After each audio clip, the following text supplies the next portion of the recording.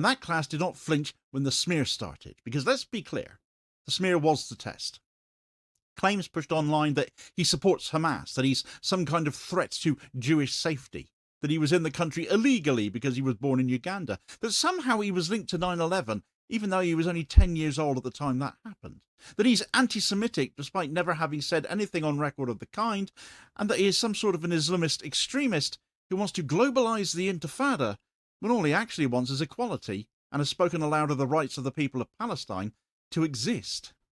That he's a communist too, when all he actually wants is rent controls and to expand childcare and demand a $30 minimum wage, as well as taxes on the 1%, which is really what it's all about.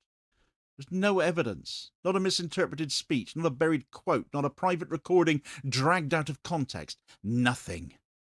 The accusations had to be invented because the man's record doesn't supply them. The smear wasn't about what he did, it was about who he is allowed to be.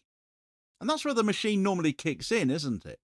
The Islamophobia pipeline, the one Columbia Journalism Review has been mapping for years, the one the Center for American Progress documented the funding architecture for.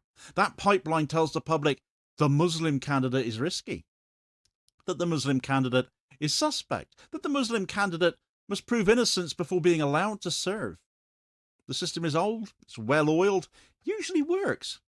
Didn't work this time, though, because the coalition didn't split. And the coalition didn't split because Jewish New Yorkers didn't leave the room.